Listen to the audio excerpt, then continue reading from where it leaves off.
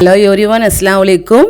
This is Ameer. அனைவருக்கும் ஈத் பெருநாள் வாழ்த்துக்கள். இன்றைக்கி நம்ம பார்க்க போகிற மிகவும் இன்ட்ரெஸ்டிங்கான விலாக் என்னென்னு பார்த்தீங்கன்னா, என்னுடைய ஈத் பெருநாள் எப்படியெல்லாம் போச்சு அப்படிங்கிறத நான் ஷேர் பண்ணிக்க போகிறேன். வாங்க. மார்னிங் எங்கடா காலைல ஏஞ்சோடனே வீடியோவை பார்த்ததுமே எங்கேயோ போயிட்டுருக்கீங்கன்னு பார்க்குறீங்களா? ஆமாங்க, தொழுகை 7:30 மணிக்கு ஸ்டார்ட்டு. ஸோ அதனால் தூக்கத்தில் இருந்த பிள்ளைங்களை பாதிலே எழுப்பி குளிக்க வச்சு எல்லாத்தையும் இழுத்து கூப்பிட்டு போயாச்சு. நாங்கள் வந்திருக்கிறது பார்த்திங்கன்னா பெருநாள் தொழுகைக்காக வந்திருக்கோம். ஃபுல் ரஷ்ஷுங்க, செம்மையாக இருந்துச்சு. இந்த மாதிரி நல்ல குரூப்பாக தொழுகும்போது தான் ஒரு சாட்டிஸ்ஃபேக்ஷன் இருக்கும் பெருநாள் தொழுகை அப்படின்ட்டு. இந்த தொழுகை முடிச்சது இந்த கிளிப்ஸ்லாம் எடுத்திருக்கேன்னா. தொழுகை முடிஞ்சதும் நாங்கள் வீட்டுக்கு ரிட்டர்ன் ஆகிட்டோங்க. வீட்டுக்கு வந்த பிறகு சில கிளிப்ஸ்லாம் எடுத்திருந்தேன்.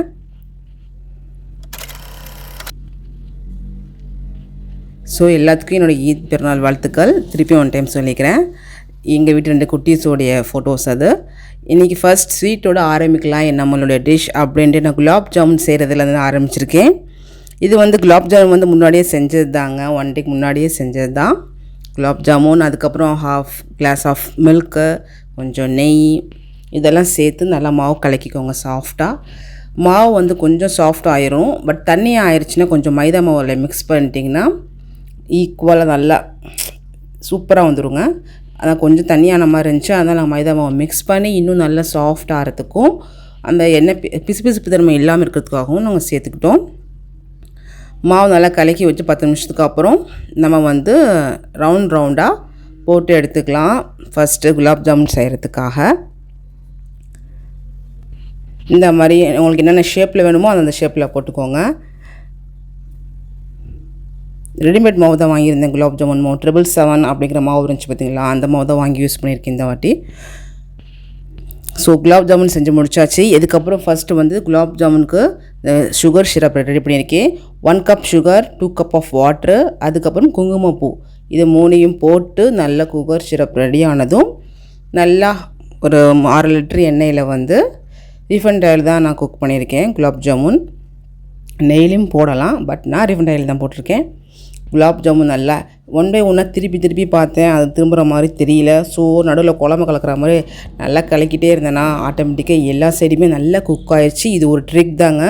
நம்ம குலாப் ஜாமுன் ஒவ்வொன்றா திருப்ப முடியாது. அதுக்கு நடுவில் இந்த மாதிரி சர்க்கிள் ஷேப்பில் அப்படியே ரொட்டேட் பண்ணிக்கிட்டே இருந்தோன்னு வைங்க, ஆட்டோமேட்டிக்காக எல்லா சைடுமே ஈவனாக குக் ஆயிரும்.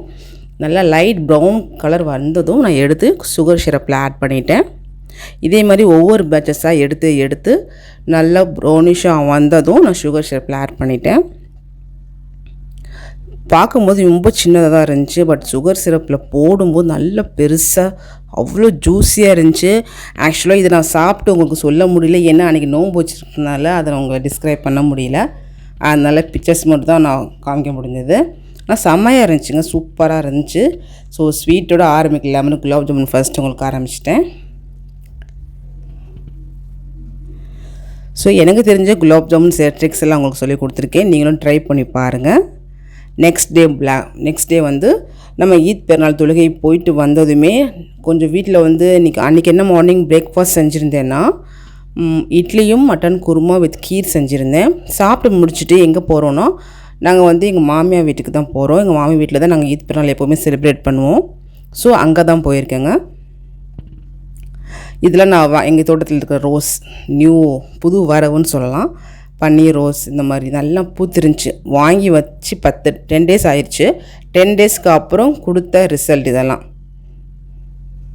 இப்போ மாமி வீட்டுக்கு வந்துட்டோம். இங்கே என்ன செய்கிறோம்னா சிக்கன் பிரியாணி ரெடி பண்ண போகிறோம். சிக்கன் பிரியாணிக்கு தேவையான 1 litre of refined oil add பண்ணியிருக்கேன். அப்புறம் நெய் ஒரு 400 கிராம் ஆட் பண்ணிக்கோங்க. சப்போஸ் என்ன அதிகமாக இருக்கும்னு நினச்சிங்கன்னா கொஞ்சம் கம்மி பண்ணிக்கோங்க. 300 கிராம் மட்டும் நெய் இப்போ ஆட் பண்ணிக்கோங்க. ஃபினிஷிங்கில் ஒரு 50 கிராம்ஸ் ஆஃப் நெய் ஆட் பண்ணிக்கோங்க. அதுக்கப்புறம் பட்டை, கிராம்பு, ஏலக்காய், தென் 2 கிலோ வெங்காயம் வெட்டி ஆட் பண்ணியிருக்கேன். நம்ம இன்றைக்கி செய்ய போகிறது 3 கிலோ சிக்கன் பிரியாணி. அதனால் 4 kilo chicken, 3 kilo basmati rice எடுத்துருக்கோம். ஸோ இதெல்லாம் கரெக்டாக எடுத்து வச்சுக்கியாச்சு. அங்கே வெங்காயம் நல்லா வதங்கிட்டு இருக்கட்டும். அந்த கேப்பில் சிக்கனுக்கு 1 லிட்டர் ஆஃப் கர்ட், தயிர் 1 லிட்டரு, 2 லெமன், தேவையான உப்பு இதையும் சேர்த்து ஆட் பண்ணி வச்சுக்கோங்க, கலக்கி வச்சுக்கோங்க. வெங்காயம் நல்லா வதங்கணும். இந்த மாதிரி நல்லா ப்ரௌனிஷாக வரும் டைமில் நம்ம என்ன செய்யணும், நெக்ஸ்ட்டு இஞ்சி பூண்டு பேஸ்ட்டு ஆட் பண்ணணும். கலர் சேஞ்ச் ஆகணும். சேஞ்ச் ஆனால் தான் பிரியாணி கலர் கிடைக்கும். இப்போ நல்லா கலர் சேஞ்ச் ஆனதும் நான் 600 கிராம் பூண்டு, 500 கிராம் இஞ்சி இந்த மெஷர்மெண்ட்டில் எடுத்து அரைச்சி வச்சுருக்கோம் நாங்கள் 3 கிலோ சிக்கன் பிரியாணிக்கு. இதையும் நல்லா அப்படியே இஞ்சி பூண்டு பேஸ்ட் பார்த்திங்கன்னா எண்ணெயில் அப்படியே கரையணும். அந்த அளவுக்கு நல்லா மிக்ஸ் பண்ணிக்கோங்க.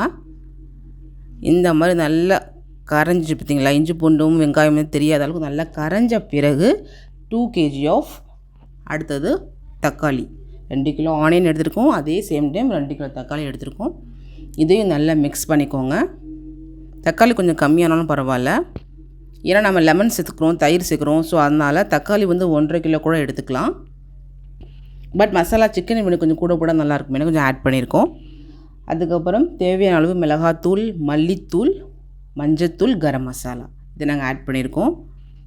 உங்களுக்கு காரத்துக்கு ஏற்ற மாதிரி ஆட் பண்ணிக்கோங்க. ஒரு 50 கிராம் பேக்கெட் போட்டிங்கன்னா கரெக்டாக இருக்கும். எல்லாமே மிளகா மல்லியில் 50 கிராம் பேக்கெட் போட்டுக்கோங்க. கரம் மசாலா வந்து ஒரு 4 to 5 ஸ்பூன் ஆட் பண்ணிக்கிறோங்க. பட்டை, கிராம்பு, ஏலக்காய் இந்த மசாலாஸ். அதுக்கப்புறம் ஒரு கைப்பிடி அளவு கொத்தமல்லி, ஒரு கைப்பிடி அளவு புதினா, ஒரு 10 பச்சை மிளகாய் இதெல்லாம் போட்டு நல்லா மிக்ஸ் பண்ணிக்கோங்க. நல்லா மிக்ஸ் ஆகட்டும். நல்லா இந்த மாதிரி குக் ஆகணும். மசாலாஸ் எல்லாமே குக் ஆனதும் நம்ம மிக்ஸ் பண்ணி மேக்னேட் பண்ணி வச்சுருக்கிற சிக்கனை ஆட் பண்ணிக்கலாம். 4 kg ஆஃப் சிக்கன்ஸ் எடுத்திருக்கேன். ஸோ அதை நல்லா வந்து எண்ணெய் அந்த கர்ட்டில் நல்லா ஊற வச்சுருக்கோம் பார்த்திங்களா, நல்லா ஜூஸினஸாக இருக்கும். அதனால தான் நம்ம தயிரில் ஊற வைக்கிறது. இதை போட்டு அந்த எண்ணெய் அந்த மசாலாஸோடு சிக்கன் நல்லா மிங்கிள் ஆகணும். அதனால் நல்லா மிக்ஸ் பண்ணி விட்டுக்கோங்க. நான் அடியில் பிடிச்சிடக்கூடாது. இந்த மசாலா போடும்போதெல்லாம் கொஞ்சம் அடுப்பை மெதுவாக வச்சு போட்டிங்கன்னா கரெக்டாக இருக்கும். இப்போ நல்லா மசாலாஸ் வந்து சிக்கனோட மிங்கிள் ஆயிடுச்சு. இப்போது ஒரு 10 நிமிஷம் நல்லா குக் ஆகட்டும். குக் ஆனதும் நம்ம எதில் வந்து அரிசி எடுக்க போகிறோமோ அதில் தண்ணி எடுத்துக்கோங்க. இப்போ நான் வந்து ஒரு செட்டி ஃபுல்லாக ஒரு 3 கிலோ ரைஸ் வந்து ஒரு பவுல் ஃபுல்லாக எடுத்துருக்கோன்னா அந்த பவுலில் 1 கப் தான் நான் தண்ணி ஆட் பண்ணியிருக்கேன். புரியுதுங்களா? தண்ணியை ஆட் பண்ணதும் தேவையான அளவு உப்பு ஆட் பண்ணி ஒரு 10 நிமிஷம் அப்படியே அந்த தண்ணியிலும் சிக்கனையும் 1 more டைம் குக் ஆகட்டும். நல்லா சிக்கன் குக் ஆகணும். சில பேர் வந்து அரிசியோடு சேர்ந்து போட்டோம்னா சிக்கன் ஈஸியாக குக் ஆகிடும் நினச்சி சீக்கிரமாக போட்டுருவீங்க. பட் கடைசியில் இது ரொம்ப ஹார்டாக இருக்கும். நம்ம சிக்கன் குக் ஆகிறதுக்கு ஒரு 5 minutes 10 minutes டைம் கொடுத்தோம்னா தான் சிக்கன் நல்லா குக் ஆகும். அதுக்கப்புறம் தேவையான அளவு குக் ஆன பிறகு 3 kg பாஸ்மதி ரைஸ் ஆட் பண்ணியிருக்கேன். ஒரு 10 நிமிஷம் ஊற வச்சு வடிகட்டின பாஸ்மதி ரைஸ் இதையும் அதில் ஆட் பண்ணி நல்லா மிக்ஸ் பண்ணிக்கோங்க. அடியில் பிடிக்காத அளவு நல்லா மிக்ஸ் பண்ணி நல்லா தரன்னு கொதிக்கணும். 5 minutes கொதித்த பிறகு கீழே அடி பிடிக்காமல் இருக்கிற தவா வச்சு மேலே வந்து மூடி வச்சு மூடிடலாம். இது ஒரு 10 நிமிஷம் தான். நல்லா அதில் புகை வரணும் வெளியே, அந்த மூடியை விட்டு வெளியே புகை வர அளவுக்கு ஒரு 10 நிமிஷம் தான். பார்த்துக்கோங்க, ரொம்ப விட்டுறக்கூடாது. மேலே தண்ணியாக இருக்குன்னு பார்க்காதீங்க. நம்ம மிக்ஸ் பண்ணோம்னா ஈவன் ஆயிரும். பார்த்திங்களா, தண்ணியே காணும் பாருங்கள். மிக்ஸ் பண்ணால் அடியில் வந்து ட்ரை ஆகிரும் பார்த்திங்களா, அந்த தண்ணி அப்படியே உள்ளே போய் ஈவன் ஆயிரும். ஸோ இப்போ நல்லா ரொம்பவும் போட்டு பரட்டக்கூடாது, மேலாக லைட்டாக பரட்டிக்கோங்க 2-3 டைம்ஸ். ஏன்னா மசாலா கொஞ்சம் மிங்கிள் ஆகணும், எண்ணெய் தண்ணி இதெல்லாம் மிங்கிள் ஆகிறதுக்கு கொஞ்சமாக லைட்டாக பரட்டிக்கோங்க. Chicken biryani ready. சூப்பராக வந்துருந்துச்சு. ஜூஸியான சிக்கன் வேறு லெவல்.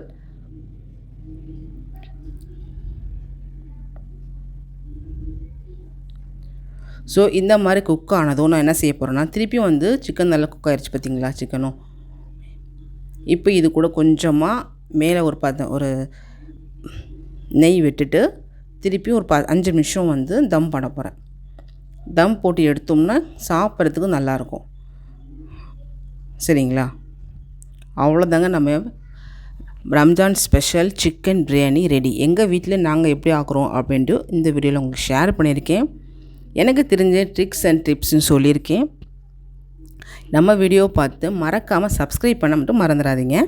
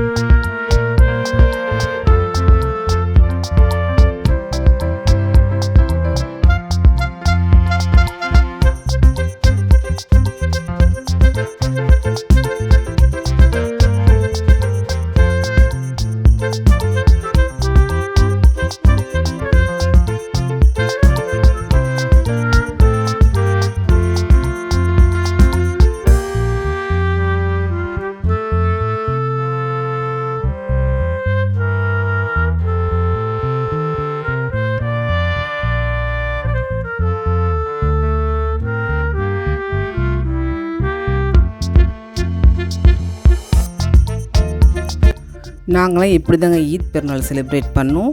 ஸோ சிக்கன் பிரியாணி, தென் அங்கே தக்காளி ஜாம், சிக்கன் 65, வெங்காய சம்பல், தால்ச்சா இதெல்லாம் எங்கள் மாமா வீட்டில் ரெடி பண்ணி வச்சுருந்தாங்க. நான் வந்து சிக்கன் பிரியாணி மட்டும் தாங்க ரெடி பண்ணியிருந்தேன். அங்கே ஃபுல் அண்ட் ஃபுல் அவங்க ரெடி பண்ணி வச்சுருந்தாங்க. ஆல்மோஸ்ட் நாங்கள் எல்லாமே சேர்ந்து சிக்கன் பிரியாணி சாப்பிட்டு ஈத் பெருநாளை சிறப்பாக கொண்டாடினோம். நீங்களும் இதே மாதிரி செலிப்ரேஷன் பண்ணியிருப்பீங்கன்னு நினைக்கிறேன்.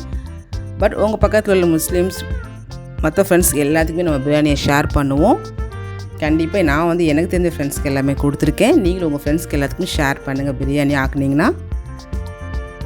ஏன்னா நம்ம மட்டும் பிரியாணி சாப்பிடக்கூடாது இல்லையா, நம்ம ஃப்ரெண்ட்ஸும் சாப்பிடணும் இல்லையா, அதனால தான் சொல்கிறேன். இந்த மாதிரி இன்ட்ரெஸ்டிங்கான vlog பார்க்கணுமா, என் சேனலை சப்ஸ்கிரைப் பண்ணிக்கோங்க. தேங்க்ஸ் ஃபார் வாட்சிங்.